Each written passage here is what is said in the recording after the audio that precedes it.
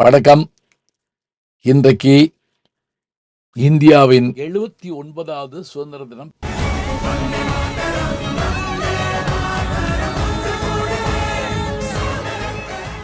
உலகெங்கும் இருக்கின்ற இந்திய பெருமக்கள் இந்த நாளை மகிழ்வோடு கொண்டாடி கொண்டிருக்கின்றார்கள். அத்தனை பேருக்கும் நம்முடைய இனிமையான சுதந்திர தின நல்வாழ்த்துக்கள். தண்ணீர் விட்டோ வளர்த்தோம் சர்வேசா இப்பயிரை, கண்ணீரால் காத்தோம் கருகத் திருவிழவோம் என்று பாரதி சொல்வதைப் போல சுதந்திரத்தை எப்படி பெற்றோம்?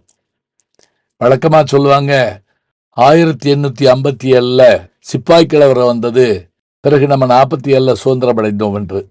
இது வடநாட்டில் எழுதப்பட்ட வரலாறாக தெரியுது நமக்கு. ஆனால் நம்முடைய வரலாற்றின்படி பார்க்கிற போது அந்த சுதந்திர குரலை முதலில் எழுப்பிய பெருமை புலித்தேவனுக்குத்தான் உண்டு.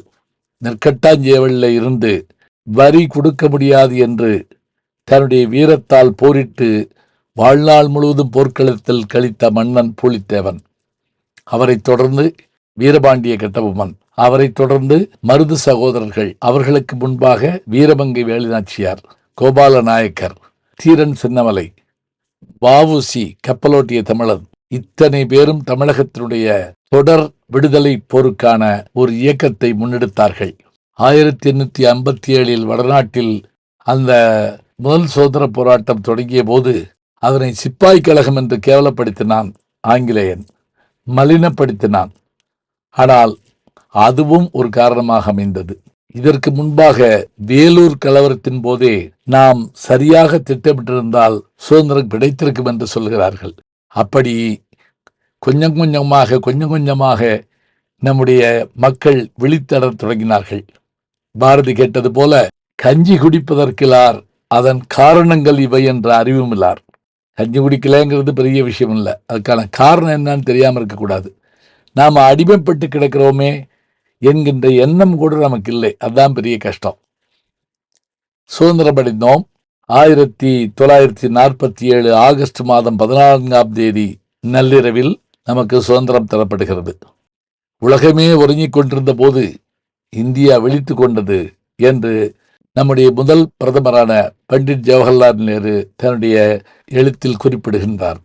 மக்களுடைய உரிமை என்ன, ஜனநாயகம் என்றால் என்ன, ஜனநாயகம் என்பது அதுவரை நமக்கு என்ன அடையாளம் என்பது இல்லாமல் இருந்த நாம் வாக்குச்சீட்டின் மூலமாக நாம் அடையாளத்தை பெற்றுக்கொண்டோம். இவையெல்லாம் நம்முடைய சுதந்திர இந்தியாவில் நிகழ்ந்த சாதனைகள். அதற்கு முன்பு கூட நடந்திருக்கலாம், ஆனால் எல்லோருக்கும் வாக்குரிமை என்கின்றவையெல்லாம் அப்போது இல்லை. பின்னர் 1950 குடியரசு தினமாக நாம் ஜனவரி 26 கொண்டாடத் தொடங்கினோம். இன்று வரை 77 ஆண்டுகள். இந்த 77 ஆண்டுகளில் என்ன முன்னேறிவிட்டது என்று பலர் கேட்கலாம். என்ன முன்னேறவில்லை? ஏனென்றால் இந்த 77 ஆண்டுகளில் நாம் சாதித்திருப்பவை உண்மையிலேயே மிகச் சிறப்பானவை. எல்லா எல்லை கல்வியும் எட்டிவிட்டோம் என்று நான் சொல்லவில்லை, ஆனால் நாம் முயன்று கொண்டே இருக்கிறோம். அதுதான் நமக்கு கிடைத்த சிறப்பு. அதாவது விண்வெளியில் சாதனை. அது என்ன?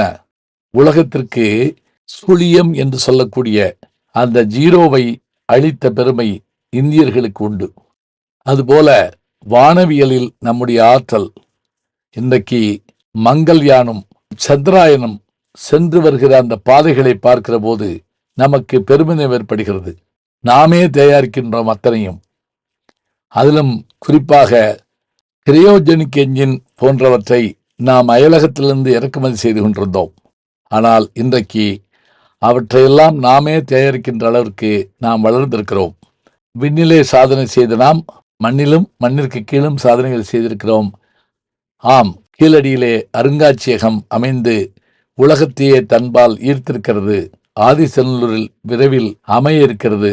நம்முடைய மக்கள் ஜனாதிபதியாக விளங்கிய மேதகு APJ அப்துல் கலாம் அவர்கள் கண்ட வல்லரசு கனவு விரைவில் நிறைவேற வேண்டும் என்று நாம் வாழ்த்துவோம். 79வது சுதந்திர தினத்துல என்ன தெரியுமா பெருமை? முக்கியமா விண்வெளியில் சாதனைங்க. சுபன்சு சுக்லாங்கிற விண்வெளி வீரர் அங்க விண்வெளிக்கு போய் ரொம்ப சாதனைகள் பண்ணிட்டு ரொம்ப மகிழ்ச்சியா திரும்பி வந்திருக்கிறாரு.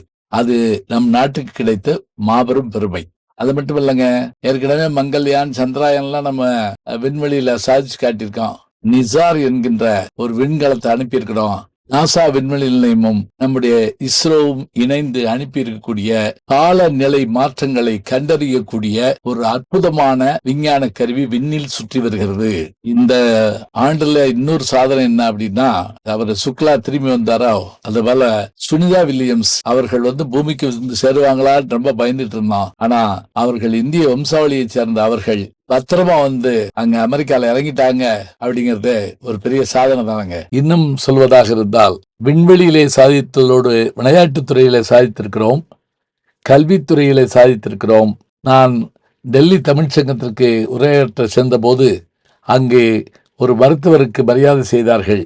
அவர் தாயின் வயிற்றில் இருக்கக்கூடிய குழந்தைக்கு ஏற்பட்ட இடையூறை அதை ஆபரேஷன் மூலமாக அகற்றி தாயையும் குழந்தையையும் காப்பாற்றினார் என்று சொல்லி அவருக்கு கிரீடம் சூட்டப்பட்ட போது அந்த அரங்கமே எழுந்து கையெட்டியது. அவர் நம்மவர் என்பதில் நமக்கு ஒரு பெரிய மகிழ்ச்சி. இத்தனை பெருமைகளை உடைய இந்தியா முன்னேறி கொண்டிருக்கிறது, ஒளிர்ந்து கொண்டிருக்கிறது. சாதனைகளால் சாதிக்க வேண்டும் என்ற எண்ணத்தால் எதிர்காலத்திலே பெரிய சிந்தனைகளை உருவாக்க வேண்டும் என்ற இளைய சமுதாயத்தால், அதிலும் உலகம் எப்படி மாறுகிறதோ அந்த மாற்றத்துக்கு ஏற்றபடியாக நம்மை மாற்றிக்கொள்ளுகிற திறத்தால், ஆர்டிபிஷியல் இன்டெலிஜென்ஸ் என்று சொல்லக்கூடிய இந்த AI இவற்றுடைய வருகையால் உலகம் ஒரு மாற்றத்தை அடைந்திருக்கிறது என்றால், அந்த மாற்றத்திலும் நம்முடைய பங்கு இருக்கிறது என்று சொல்லத்தக்க அளவில் இந்தியர்கள் உலகெங்கும் பதவி வகிக்கிறார்கள். 79வது ஆண்டிலே இவற்றையெல்லாம் நாம் பார்த்து கொண்டிருக்கிறோம். 80, 100 என்று வருகிற போது ஒருவேளை உலகத்தையே இந்தியா ஆளுகிற பெருமையை அடையும் என்று நம்புவோம். அனைவருக்கும் மீண்டும் இனிய சுதந்திர தின நல்வாழ்த்துக்கள். நல்ல செய்திகளை நாளும் சிந்திப்போம், நாளை சந்திப்போம். நாளும் நல்ல தமிழ் கேட்க முனைவர் ஞானசம்பந்தம் அவர்களின் கேளுங்கள். கண்டிப்பாக கேளுங்க. நான் கேட்டுக்கிட்டு இருக்கேன்.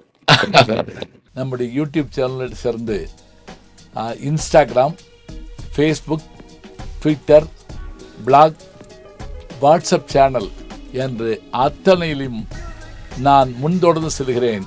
நீங்கள் பின்தொடர்ந்து வாருங்கள்.